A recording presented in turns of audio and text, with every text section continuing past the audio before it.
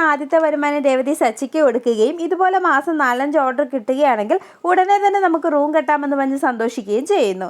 ശേഷം ഇന്ത്യ സച്ചിയേട്ടനേക്കാൾ കൂടുതൽ പണം ഉണ്ടാക്കിയെന്നും ഞാനാണ് ഹുണ്ടികയിൽ ഇപ്പോൾ കൂടുതൽ പണം ഇടുന്നതെന്നും രേവതി പറയുന്നു. ഇതെല്ലാം മറിഞ്ഞു നിന്ന് കേൾക്കുന്ന ചന്ദ്രമതി രേവതി അവിടെ നിന്ന് പോയ ശേഷം സ്വന്തമായി വരുമാനം ഉണ്ടാക്കാൻ തുടങ്ങിയപ്പോൾ രേവതിക്ക് നല്ല അഹങ്കാരമുണ്ടെന്നും നിന്നെ ഇപ്പോൾ അവൾക്ക് ഒരു വിലയുമില്ലെന്ന് പറഞ്ഞ് സച്ചിനെ കളിയാക്കുകയും എരിവ് കയറ്റാനായി ശ്രമിക്കുകയും ചെയ്യുന്നു. ശേഷം ചന്ദ്രമതി പറഞ്ഞതിനെ പറ്റി സച്ചി ആലോചിച്ച് നിൽക്കുന്നു. പിറ്റേ ദിവസം രാവിലെ സച്ചിനെ കാണാത്തതിനെ തുടർന്ന് വിഷമിക്കുന്ന രേവതിനെ രവീന്ദ്രൻ ആശ്വസിപ്പിക്കുന്നു.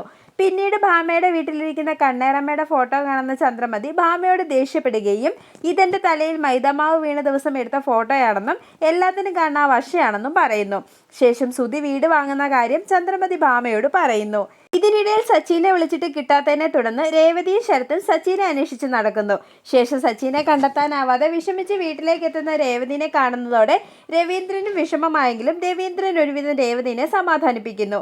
ഇതേ സമയം അവിടെ എത്തുന്ന സച്ചിനെ രവീന്ദ്രൻ വഴക്കു പറയുന്നത് കാണിച്ച് എപ്പിസോഡ് അവസാനിക്കുന്നു.